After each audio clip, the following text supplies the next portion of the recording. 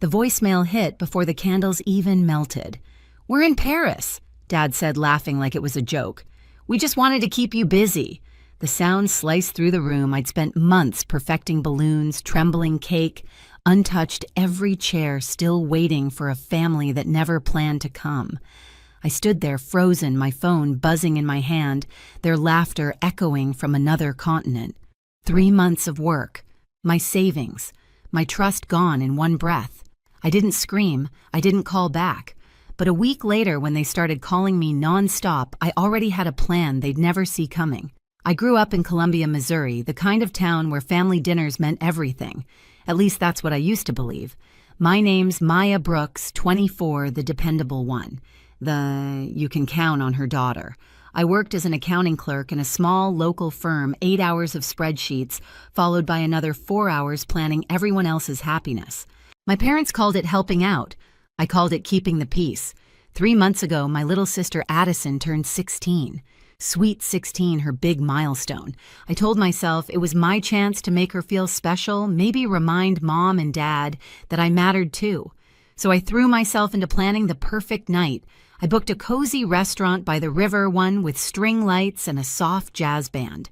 I hand-wrote every invitation, folded napkins into tiny stars, and spent half my savings on pink decorations because Mom said, "You know she hates purple." Every day during my lunch break, I'd sneak calls to the manager whispering about menu details while my boss glared over his computer. "Make it quick, Maya," he'd bark, and I'd rush to finish apologizing for caring too much. At night, my living room looked like a small event studio, balloons piled against the wall, ribbons tangled around my desk, sticky notes everywhere. I'd scroll through photos of Addison as a baby printing and gluing them into an album, her first bike, our snowman, the cookie fight in the kitchen. Every memory, I thought, still meant something. Mom would hover while I worked. Addison likes fancier cakes. Maybe 3 layers, she'd say, tapping her nails on my receipts. Dad texted daily, "Don't skimp on the food, she deserves the best."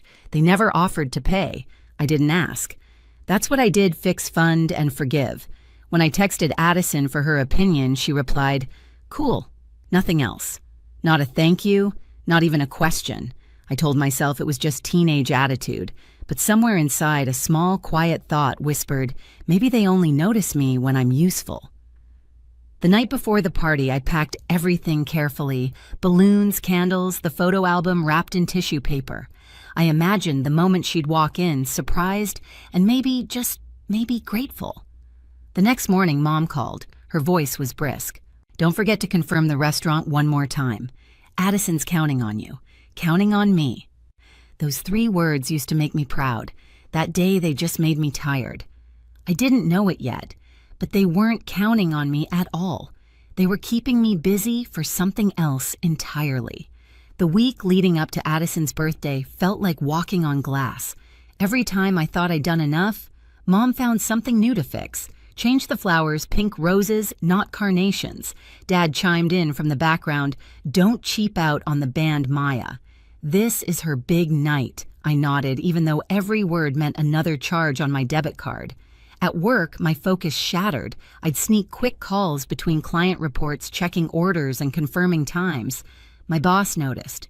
"Maybe plan your little party after hours," he said, not looking up. The humiliation stung, but I smiled anyway, like always. That weekend, I drove across town to pick up decorations. My car smelled like frosting and latex balloons. I turned up the radio just to drown out my thoughts. Family meant sacrifice, I reminded myself. And I'd always been the one to hold things together. When I got home, Addison was sprawled on the couch, scrolling through her phone. "Hey, I'm almost done with your party plans," I said lightly. She didn't look up. Cool. Just that one word. Cold detached, the kind that lands harder than an insult. Mom was in the kitchen flipping through glossy travel magazines. "Shouldn't you be helping me wrap presents?" I asked. She smiled without looking up. "You're better at these things, honey. I trust you." Trust. That word twisted. It wasn't trust, it was delegation.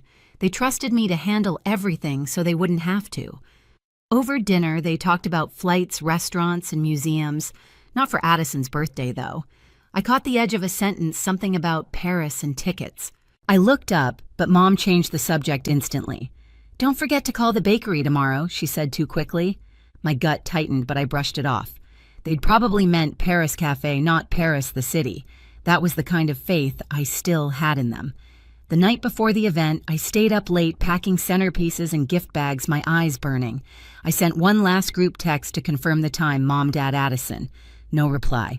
I told myself they were busy. The next morning, Dad called. "Everything ready, yeah," I said. "Can't wait for you guys to see it." He paused just a beat too long. "Good job, kiddo."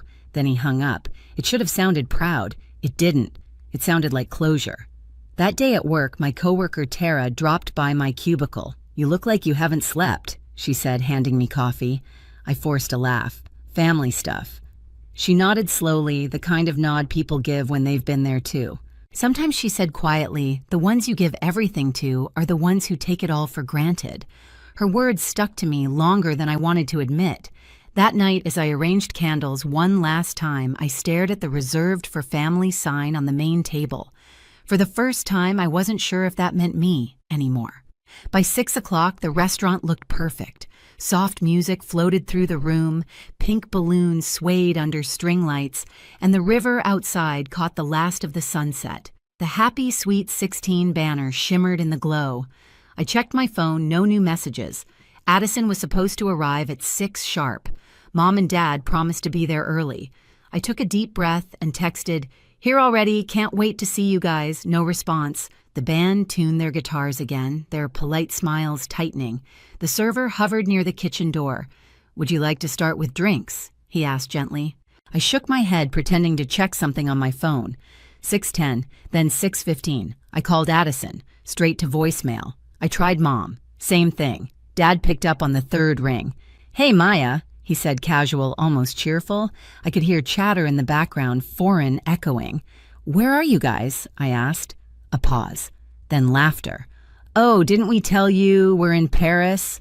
The room tilted. I gripped the phone. "Paris." "Yeah," he said, like it was no big deal. "We just wanted to keep you busy while we planned something real for Addison." Then he laughed. That easy, careless laugh that made my throat close. My mind went blank. The air in the room felt wrong too, still too loud. Behind me, the balloons trembled in the air conditioner's draft. The cake I'd spent hours designing waited untouched, the frosting glistening under the light. I opened my mouth to say something, anything but nothing came out. My chest burned, but my voice stayed trapped. They'd used me. They'd planned this. The band began to pack up quietly. The clink of guitar cases snapped me back. The server approached again. "Should we cancel the reservation, miss?" I nodded slowly. "Donate the food," I whispered. "Please." He hesitated, pity flashing in his eyes, then nodded and left me alone. I walked to the table I'd reserved for my family, 6 empty chairs. I set the wrapped photo album in the middle, pictures of 2 little girls in snow boots, frosting on their cheeks, laughing under Christmas lights. I wanted that laughter back, but all I heard was my father's voice echoing in my head. "We just wanted to keep you busy." I turned off my phone and stared out the window. Across the river city, lights blurred into streaks. Somewhere between the reflections, I saw myself alone, calm and strangely clear. For the first time, I didn't cry. I didn't plead. Something inside me had gone still, like water freezing over. I picked up my purse, pushed open the door, and stepped into the cold night air. The band's last note faded behind me. My hands didn't shake. My heart didn't race. I just walked. Because if they thought I'd break, they were wrong. That night, I decided I'd stop being the one who waited for them to come back. A week passed before the first call came, then another, then 30 more. 36 missed calls in 1 hour. Mom, Dad, Addison. Over and over, the same names lighting up my screen like alarms. I didn't answer. I sat on my couch, the apartment quiet except for the soft hum of the fridge.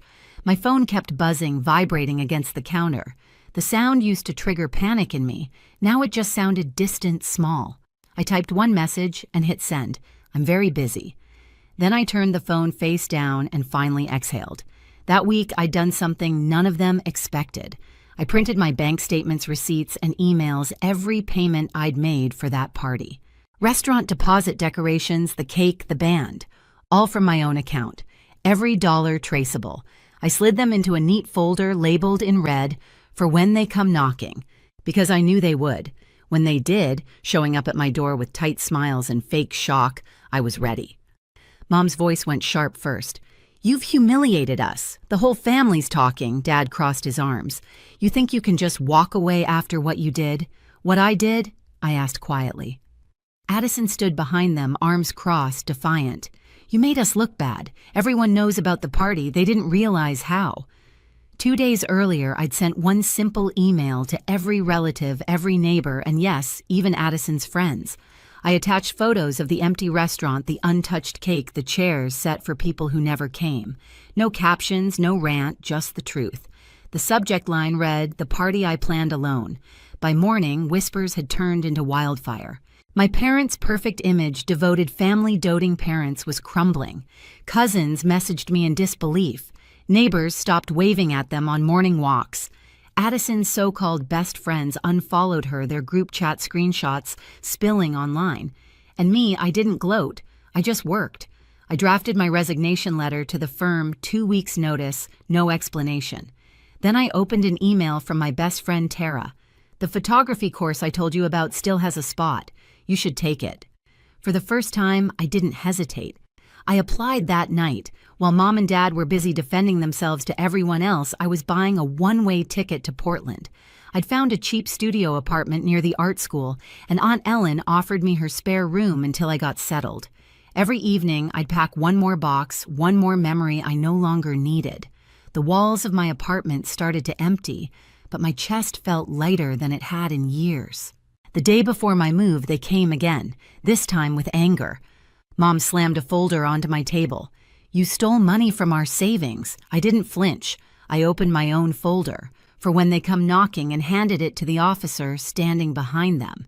He scanned the papers, glanced up at me, then at them. All expenses came from her personal account.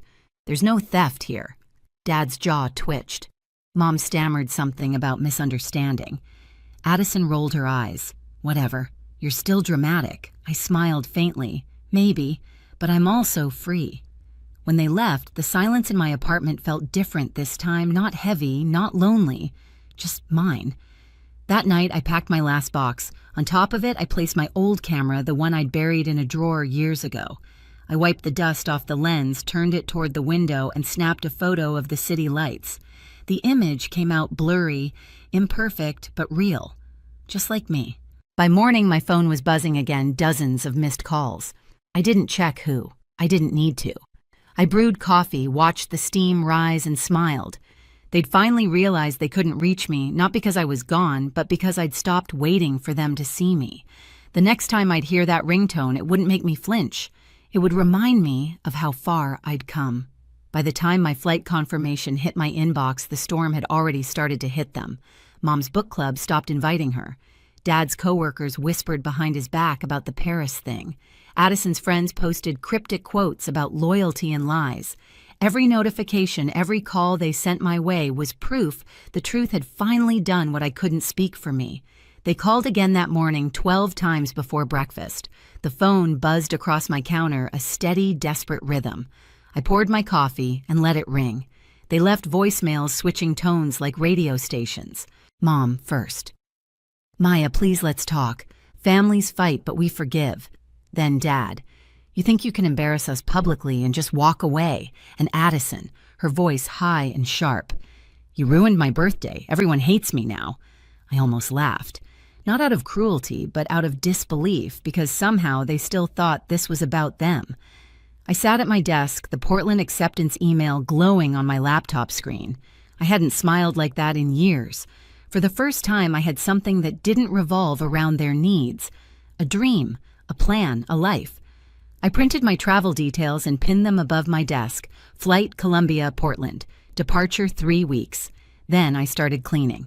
The decorations from the party ribbons, unused candles, extra place cards. I boxed them up neatly and labeled the box "Unsent Invitations." I carried it downstairs and left it by the dumpster. Watching it sit there under the afternoon sun felt like setting a burden down. Later, I opened my bank app, $2,000 left. Tight, but enough. I made a list of cheap apartments near the school, part-time jobs that paid cash. I'd work in a coffee shop, maybe take photos on weekends. I didn't need much, just freedom. A few days later, the knock came. 3 sharp hits on the door. I didn't have to look through the peephole to know who it was. Kristen Mom caught herself. "Maya, please." Her voice cracked. "People are saying terrible things about us. You have to help fix it." I stayed still, one hand on the doorknob. "You taught me to clean up your messes," I said quietly through the door. "But this one's yours." A pause. Then Dad's low growl. "You owe us respect." "No," I said. "I owed you honesty." "And you threw it away in Paris." For a moment, silence. Then their footsteps faded down the hall. I leaned against the door, heart steady. The sound of them leaving didn't hurt. It sounded like space being made, space I could finally fill with my own life. That night, I sat by the window, camera in hand. The city lights outside blurred through the glass. I snapped one photo, just light and shadow, no faces, no family, no ghosts. It was the first picture in years that didn't belong to them. And as my phone buzzed again, 36 missed calls and counting, I smiled, whispered to the empty room, "I told you. I'm very busy." The morning I left Missouri, the sky was still gray with early fog. My suitcase bumped quietly behind me as I walked through the terminal. For once, no one was texting me instructions or asking for updates. Just silence, the good kind. At the gate, I glanced at my phone. One unread message from Mom. "We need to talk. Please come home." I stared at it for a long moment, then typed back 3 words, "I'm very busy." Then I switched the phone off for good. When the plane lifted off, Columbia shrank beneath the clouds, streets, houses, memories, all fading into soft distance. The farther I flew, the lighter I felt. Aunt Ellen met me at Portland's airport with a warm hug and a thermos of coffee. "Welcome home, kid," she said. That word home landed differently this time. It didn't mean duty or debt. It meant beginning. Her house was small, painted a faded blue with ivy curling up the porch rails. That first night, I unpacked only one thing, my camera. It felt alive again in my hands as if it had been waiting for me all along. When classes started, I walked into the photography studio with nerves buzzing under my skin. But the moment I looked through the lens, seeing light color and motion, I felt steady, whole. Every click of the shutter was like reclaiming a piece of myself I'd forgotten. Weeks passed. My parents stopped calling. Addison didn't text. The silence that once scared me had turned into peace. One rainy evening, I stood on a bridge, downtown, camera in hand, watching the streetlights ripple in the water below. The scene reminded me of that restaurant, lights, reflections, empty chairs. But this time, there was no ache, only quiet gratitude. Sometimes people ask me what happened after that night. I tell them this. They went to Paris, but I found freedom. And every time I take a photo now, I think of those words that ended everything and began something better. I'm very busy.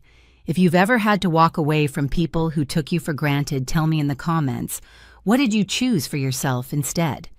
And don't forget to subscribe for more stories like this one, because sometimes the best revenge isn't anger, it's peace.